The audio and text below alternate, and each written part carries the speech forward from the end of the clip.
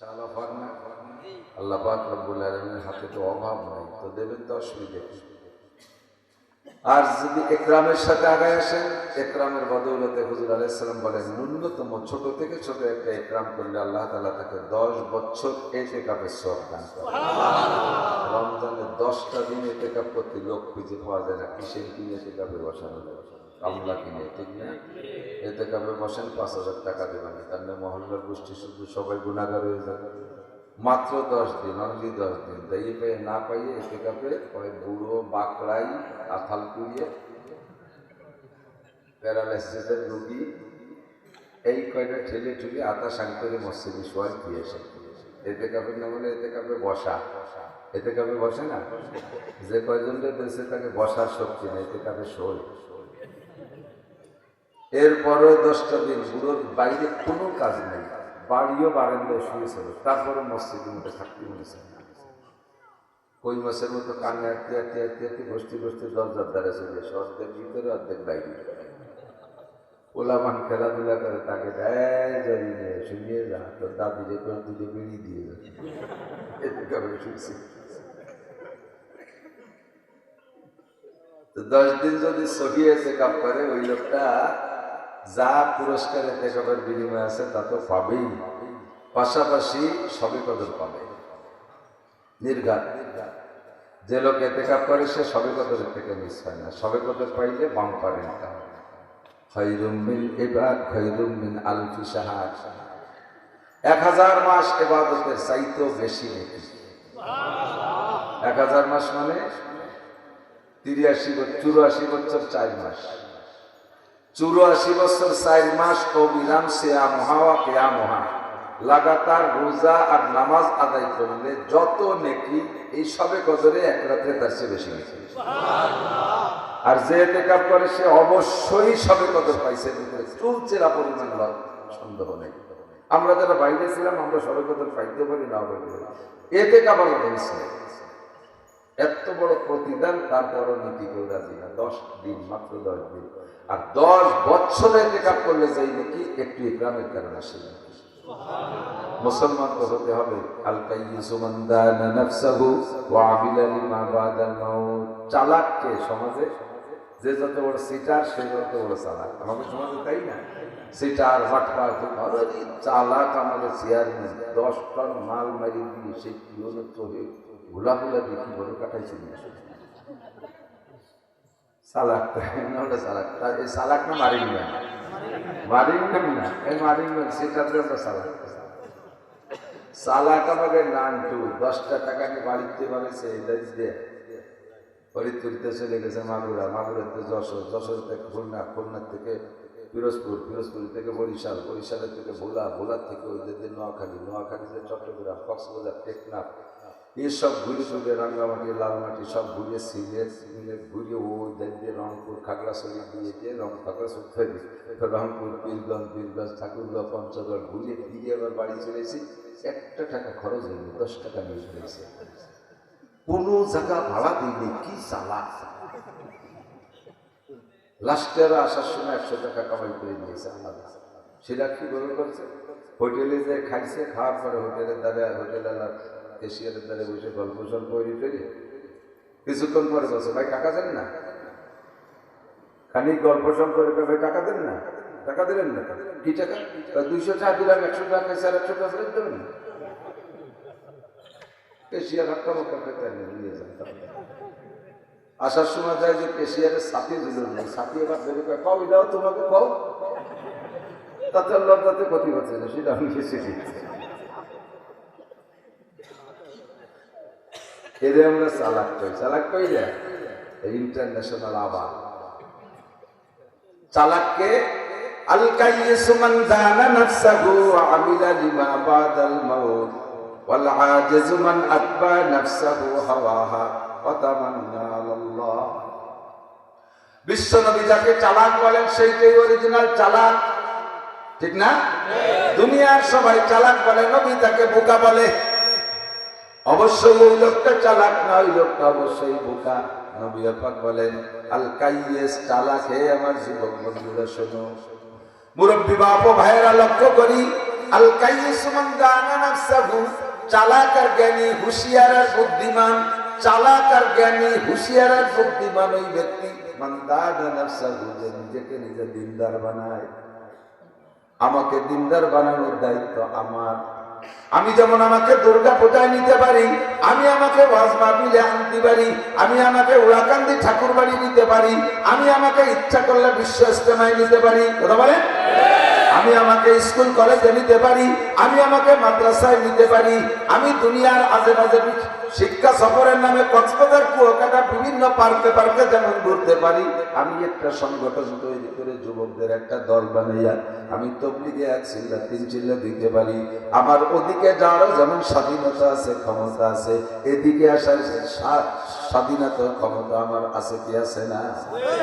কাজেই আমি আমাকে দিনদার বানাইতে পারি, আমি আমাকে নামাজি বানাইতে পারি, পাক্কা প্রতিজ্ঞা নামাজ ছাড়বো না। আমি আমাকে দাড়ি রাখাইতে পারি, আমি আমাকে টুপি পরাইতে পারি, আমি আমাকে সুন্নতি পোশাকের অধীনে আনতে পারি, আমি আমাকে মেসক করাইতে পারি, বিরাজ ত্যাগ করতে পারি, আমি আমাকে ঢিলা কুলুপ ব্যবহার করিয়া করাইয়া শরীরকে সর্বক্ষণ পাক রাখতে পারি, আমি আমার জিহ্বাটারে কন্ট্রোল রাখতে পারি, অকথ্য ভাষায় গালাগালি করব না, আমি জীবনে কোনোদিন মিথ্যা কথা বলবো না। এই প্রতিজ্ঞা আমি করতে পারি কি পারি না? হুজুর বলেন আল কাইয়িসু মান দানা নাফসাহু, চালাক আর জ্ঞানী, হুঁশিয়ার আর বুদ্ধিমান ওই ব্যক্তি যে নিজেকে নিজে দিনদার বানাইল। ওয়া আমিলা লিমা বাদাল মাউত, মরণের পরে যে আমলগুলো প্রয়োজন হবে, মরার পরে যে নেক আমলগুলো লাগবে, এই নেক আমলগুলো খুঁটে খুঁটে যেখানে যাব সেখানে পাবো। ওই নেক আমল কোথায় আছে সেই জায়গাতে আমি করব, এই ব্যাপারে প্রতিজ্ঞা কইরা চেষ্টা করে। ওই লোকটা হলো অরিজিনাল চালাক। ওয়াল আজিজু মান আতবা নাফসাহু হাওয়াহা, আহমক, গম্মত্ত, পোড়া কপালে, হতভাগ্য, দুর্ভাগ্য, বদনসিব, বোকা, আনাড়ি, যত বলা যায়, ওই লোকটা মান আতবা নাফসাহু হাওয়াহা, সে তার মনে যা চাই তাই করে, মনে যা চাই তাই করে। ওয়াতামান্না আলাল্লাহ, আগে আল্লাহর দিকে আশা করে বসে থাকে। আল্লাহ ভালো বেসতে না দিয়ে পারবে না, আল্লাহকে পারার সময় দেখিস কি পারি আর না পারি না। কোন জায়গা দিদি বাড়ি পারার সময় দেখি করবা আকাম আর খাবার যাবা ভেসতে। সবে বাড়াতে 2 কেজি জিলাপি কিনে মসজিদে ফাটে দূর আমার ঘরে ভেসতে ফাটাই 2 কেজি জিলাপি কি ভেসতে কি দিয়ে তুই আয় মসজিদে কেনা বলে বিড়ি খাচ্ছি, ও বিড়ি খাচ্ছে বলে যাবে না, 2 কেজি জিলাপিতে ভেসতে কিনছি। আল্লাহকে 2 কেজি জিলাপির বিনিময়ে যদি ভেসতে বিক্রি হইতো, বদরে 14 জন সাহাবা গলা কাটানো লাগতো না, উহুদের ময়দানে 70 জন সাহাবার গলা কাটানো লাগতো না। কথা বলেন, তারা জিলাপিতে বেচতে কিনে নিয়ে যাইতো। বেচতে অত সস্তা না, বেচতে সহজ, অর্জন করা সহজ, তবে জিলাপিতে নামাজ কালাম না কইরা সব হক পুরা আদায় না করে জিলাপি আর বিস্কুট দিয়ে বেচতে পাওয়া তো সস্তা না। ওয়াল আজিজু মান আতবা নাফসাহু হাওয়াহা ওয়া তামান্না আলাল্লাহ। আজকে রাত তোমার রাত। আরে জালা, এ কথা কয় কিনা রে? ভলেন্টিয়ার তো নিজেও তো ভলেন্টিয়ার বোধ বুদ্ধি থাকা দরকার, যে জায়গা কি হওয়া উচিত একেবারে এইরকম বলে। এই যে যাচ্ছে মুরব্বীরা, আল্লাহু আকবার। আগামীকাল দিন শুক্রবার 1 বস্তা নেকি কামাই করবো, রাজি আছি? বলেন রাজি আছেন? চালাকি করতে হবে, খুব চালাকি করতে হবে। কোথায় নেকি, কিভাবে নেকি আছে, খুব। হুজুর বলেন চালাক ওই ব্যক্তি যে নিজেকে দিনদার বানায় আর নেক আমল কোথায় আছে খুঁজে খুঁজে আমল করে আখিরাতের জন্য, ঠিক না? কালকে 1 বস্তা নেকি। হুজুর আলাইহিস সালাতু ওয়াস সালাম আমরা আখেরি নবীর উম্মত, আমাদের আমলের ফাজাইল বলতে গিয়ে হুজুর, বিশেষ করে লাইলাতুল কদরের ফজিলত বলতে গিয়ে হুজুর একটা গল্প শোনাইলেন বনি ইসরাইলের একটা লোকের। আমরা তো হায়াত কম পাই, আগের মানুষ কিন্তু লম্বা লম্বা হায়াত পেয়ে চলে গেছে।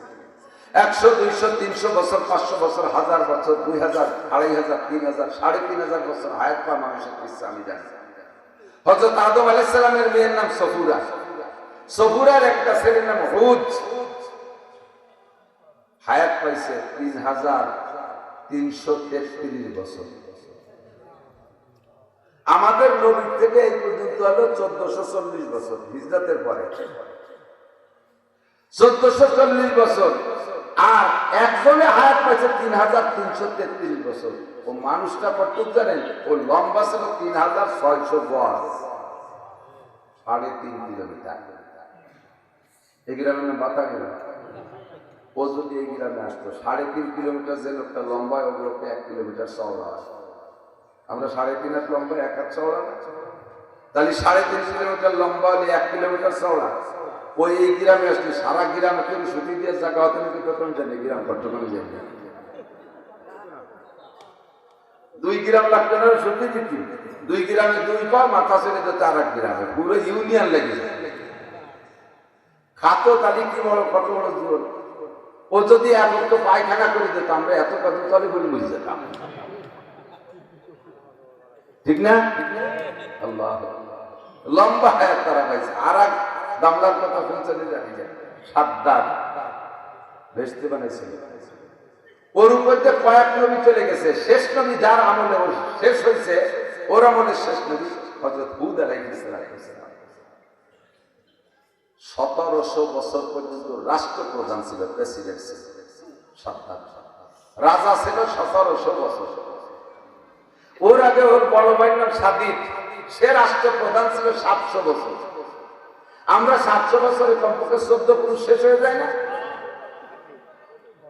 তাই এই সময়কার মানুষের বনি ইসরায়েলের একজন ৮০ বছর ৩টি আমল করছে, শুনে আশ্চর্য হবেন, ঈর্ষা হবে।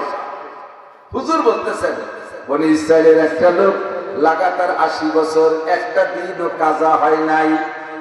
৮০ বছরে তার ইম্পর্টেন্ট ৩টি আমল। একটা হলো ৮০ বছরের ভিতরে একটা রাত বিছানায় পিঠ দেয় নাই, রাত তো শুধুই বলেছে। ৮০ বছর একটা না সারা রাত দাঁড়িয়ে দাঁড়িয়ে নামাজ তাসবিহ তাহলিল জিকির ফিকিরের মধ্যে কাটাইছে, একটা রাত সে বিছানায় পিঠ দিয়ে ঘুমায় নাই। যে লোকটা সারা রাত সজাগ থাকে, সে লোকটা সারা দিন না করলেও দিনের অর্ধেক পর্যন্ত ঘুমায়। এবার সারা রাত ৮০ বছর ইবাদত করেছে, সারা রাত একটা রাত ঘুমায় নাই। আবার দিনের বেলাও সে লোকটা ঘুমায় নাই। দিনের বেলা ওই লোকটা বিভিন্ন ফ্রন্টে কাফেরের সাথে যে যুদ্ধ হয়, কোনো না কোনো যুদ্ধের সাথে শরীক হইয়া কাফেরের মোকাবেলায় জিহাদ করেছে ৮০ বছর। যে লোকটা ৮০ বছর রাত্রে ঘুমায় নাই, দিনের বেলা জিহাদ করেছে, ময়দানে যুদ্ধের ময়দানে কাজিরাঙ্গার ময়দানে গেলে জিভের অবস্থা কি হয় তা আপনারা সাঁতার মানুষ ভালো জানেন। কাজিরাঙ্গার মাঝে মাঝে করে থাকেন, মারামারি যখন লেগে যায় তেঁতুল খাইলে জিভে রস খায় না, মহিলারা শুধু তেঁতুল গ্যাটিস দিতে খায়, খালি তেঁতুল আগয় দিতে থাকে, রুচি দিতে থাকে, তেঁতুল খায়, মুখের ভিতরে ভিজে গামছা ঢুকে দেয়, তাও রস থাকে না মারামারির সময়। আর এই লোকটা ৮০ বছর কাফেরের মোকাবেলায় লড়ছে, রোজা থাইকা একটা রোজাও ছাড়ে নাই। সাহাবায়ে কিরাম আশ্চর্য হয়ে বলেন, ওগো নবী, আসরের মধ্যে তো হীরাই একসাথে জান্নাতে চলে যাবে, ওদের এই লম্বা হায়াতের ভিতরে এত মোটা ইনকাম। আপনি বলেছেন হায়াতে উম্মতিকা বাইনা ৬০ ওয়া ৭০, আপনার উম্মতের হায়াত ৬০ থেকে ৭০ এর মাঝামাঝি, আপনার উম্মতের হায়াত ৬০ থেকে ৭০ এর মাঝামাঝি। ব্যতিক্রম ২-১ ৮০-৯০ বাসে, বেশিরভাগ মানুষ ৭০ পর্যন্তের মধ্যে পড়ে যাচ্ছে। কথা বলেন ঠিক কি না? বুড়োর চাইতে যুবক মরে বেশি, বুড়োর চাইতে জুয়ান মরে বেশি। কথা বলেন, বুড়ো মানুষ তো মরেই না, বুড়ো মানুষ মরতে বুড়ো তো হতেই পারতেছে না, তার আগে তো ফিল করতেছে, যাইয়ে বলি যাচ্ছে যুবকরা। মোটরসাইকেল নিয়ে পড়ে যুবক, বাস নিয়ে পড়ে যুবক, প্রাইভেট কার নিয়ে পড়ে যুবক, গার্মেন্টস পুড়ে মারে যুবক। গার্মেন্টসের মধ্যে কি ৮০ বছরের বুড়োটা আছে না? গার্মেন্টসে আগুন লাগলে পুরো যুবক মারে, পাম্পে আগুন লাগলে যুবক মারে, বিভিন্ন ইন্ডাস্ট্রিজ কারখানায় আগুন লাগলে যুবক মারে, যুবক মরে সাপ হয়ে যায়, বুড়ো পর্যন্ত আসতেই পারে না। আপনার উম্মতের হাত ৬০ থেকে ৭০ এর মাঝামাঝি। এর ভিতরে আমরা যারা আপনার সামনে উপস্থিত আছি, জীবনের শুরুতে লম্বা একটা টাইম চলে গেছে, মূর্তি পূজা করেছি, শিরিক আর কুফর আর বিভিন্ন নোংরামির মধ্যে কাটাইছি। অমরবেলায় সে আপনার নবী হিসেবে পাইলাম। একের বয়স ৫০ চলে গেছে, এর বয়স ৪০ চলে গেছে, এর বয়স ৬০ চলে গেছে, আর কয়দিনই বা বাঁচব। হুজুর, এই অল্প সময়ের ভিতরে মোটা আমল করা আমাদের দ্বারা সম্ভব না। ওই সমস্ত আগের মানুষ লম্বা লম্বা আমল করে জান্নাতে চলে যাবে, আমরা আপনার উম্মতে পিছিয়ে পড়ে যাব। হুজুর কয়, লা তাহজানু ওয়া লা তাখাফু, টেনশনও করো না, ভয়ও পেও না, তোমাদের জন্য আমি একটা অফার নিয়ে আসি। আল্লাহ পাক আমাকে অফার দেওয়ার জন্য দুনিয়ায় পাঠিয়েছেন। ইয়া আইয়ুহান নাবিয়্যু ইন্না আরসালনাকা শাহিদান ওয়া মুবাশশিরান ওয়া নাযীরা। হে নবী, দুনিয়ায় উম্মতের পক্ষে বিপক্ষে সাক্ষী দেওয়ার জন্য পাঠিয়েছি। হাসরের মাঠে যেভাবে সাক্ষী দিবেন আমি সেইভাবে বিচার করব। 2 নম্বরে মুবাশশিরান, উম্মতকে সুসংবাদ দেবেন, উম্মতকে সুসংবাদ দেবেন। হে আমার উম্মত, আল্লাহ পাক আমারে সুসংবাদ দিতে বলেছে, একটা সুসংবাদ শুনে নাও। ওই লোকটা 80 বছর ইবাদত করে যেই নেকি ইনকাম করেছে, তোমাদের জন্য লাইলাতুল কদরে খায়রুম মিন আলফি শাহর, আল্লাহ পাক একটা রাত বছরে বরাদ্দ করেছেন। ওই এক রাত ইবাদত করলে ওই লোকের এলাকায় থাকলেও কিছু না কিছু পাওয়া যায়, ঠিক না? বড় নেতার এলাকায় থাকলে ওই এলাকা তো দামি হয়ে যায়। 2.5 লক্ষ নবী রাসূলের মধ্যে আমার নবীর চাইতে দামি নবী কেউ না। আমার নবীর উম্মত বদল দেয় জামাল কামাল লাল টুবল টুলু ডলি বলি জরিনে সকিনা কালে কুল্লা মালে কুল্লা যারাই আছেন, আমি আপনি যা করি পেঁয়াজ লাগাই পাট বনে কুষ্টা কাটি যা করি না করি, আমরা কিন্তু শেষ নবী মুহাম্মদ রাসূলুল্লাহর উম্মত। আমাদের একটা ভিডিও পাওয়ার আছে, ভিডিও পাওয়ার না, আমাদের একটা ভিডিও পাওয়ার আছে। ওই ভিডিও পাওয়ারের বিনিময়ে আমল করব কম নাকি পাবো বেশি? আল আমালু কালিল ওয়াল আজরু কাসীর, পরিশ্রম হবে কম, পারিশ্রমিক পাবেন বেশি। ডিউটি করবেন কম, বেতন পাবেন বেশি। আমল করবেন কম, নেকি পাবেন বেশি। ইবাদত করবেন কম, সওয়াব পাবেন বেশি। এত বড় গনিমত সুযোগ পেয়েও যদি কেউ ছেড়ে দেন, তার চাইতে বড় হতভাগা আর কপাল পোড়া হইতে পারে না। শ্রেষ্ঠ 4 রাসূলের এক রাসূলের ঈসা রূহুল্লাহ আলাইহিস সালাতু ওয়াস সালাম, যার দুনিয়ায় কোনো আব্বা নাই, সরাসরি আল্লাহ পাক মারিয়ামের পেটে রূহ পাঠাই দিয়া যেই সন্তানটাকে ডেলিভারি করাইছেন, নাম তার ঈসা নবী আলাইহিস সালাতু ওয়াস সালাম। একবার পাহাড়ের ভিতর দিয়ে হাঁটতেছে, একটা পাহাড়ের পাদদেশে দেখে সাদা ফকফকে একটা পাথর, এমন সাদার সাদা জীবনে কোনোদিন এমন সাদা দেখে নাই। এ জায়গাও কত সাদা কাপড় পরা আছে দেখেন, সাদার মধ্যে ক্লাসিফিকেশন আছে। সব সাদা কিন্তু একরকম সাদা না, এনার থেকে ওরা একটা সাদা বেশি, তার চেয়ে আর একটা সাদা বেশি। ঈসা আলাইহিস সালাম জীবনে যত সাদা দেখছে, এই পাথরের মতো সাদা কোনোদিন দেখে নাই। তাক করে চেয়ে আছে, বারবার তাকাচ্ছে। আরশে আজিমের মালিক ডাকতে বলে, ইয়া ঈসা আতাজাবু বিহাযি হাযাল হাজার, ও ঈসা তুমি এই পাথরের সাদা দেখে আশ্চর্য হচ্ছ? ক্বালা নাম, জি আল্লাহ। ওমা রাআইতু কাত্তু হাকাযা, আমি এরকম সাদা জীবনে কোনোদিন দেখি নাই। আমি আশ্চর্য হচ্ছি তুমি কিভাবে এত সাদা বানাইলা? আল্লাহ পাক বললেন, আতাজাবু বিহাযি হাযাল হাজার, এই সাদা দেখে আশ্চর্য হচ্ছ।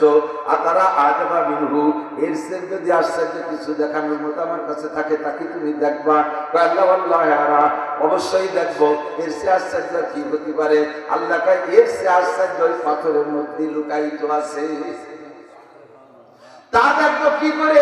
এই পাথরের ভিতরে বন্দি আশ্চর্য কিভাবে দেখবো? আল্লাহ কয়, বিআসাতাল হাজার, তোমার হাতের লাঠি দিয়ে পাথরের মাঝখানে একটা পিটান দাও। হাজারাবা ঈসা আলাল হাজার, পাথরের মাঝখানে পিটান দিলে একটা দিলের মাঝখানে একটা চিকন লোহার সলা দিয়ে পিটান দিলে খোলা দিলে দুদিক চলে যায়, মাঝখান থেকে টকটকে একটা সাদা কুসুম বেরিয়ে আসে।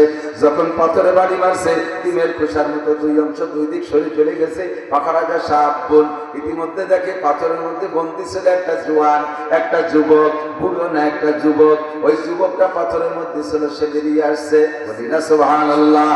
ঈসা আলাইহিস সালাম আসছে, কপাল, এই পাথরের নিশ্চিত পাথর অক্সিজেন দেয় না, কার্বন তার থেকে বের হয় না। এর ভিতরে বিনা ফুটো বিনা সিদ্ধের ভিতরে কিভাবে মানুষটা জীবিত থাকলো? যুবক পাথর 2 টুকরা চলে গেছে, আর যুবক বেরিয়ে হাঁটা শুরু করছে, তা না, পাথরের 2 টুকরা দুদিক চলে গেছে। দেখে যায় নামাজের উপরে যুবক দাঁড়িয়ে দাঁড়িয়ে নামাজ পড়তেছে। ঈসা আলাইহিস সালাম অবলোকন নজরে তাকায় আছে, কি দেখাইলি আল্লাহ? তোমার কুদরত কোন কোন জায়গায় এরকম গোপনে লুকায়িত আছে জানি না। কিছুক্ষণ পরে যুবক যখন সালাম ফিরেছে, ঈসা আলাইহিস সালাম জিজ্ঞেস করছে, ইয়া আব্দুল্লাহ, ওগো আল্লাহর বান্দা যুবক, কাম তা'বুদাল্লাহ ফি হাযাল হাজার, তুমি এই পাথরের মধ্যে কতদিন ইবাদত করতেছো?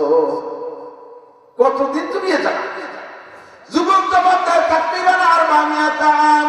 একটু বলে বলি সুবহানাল্লাহ। আনুমানিক 400 বছর নামাজ পড়ি।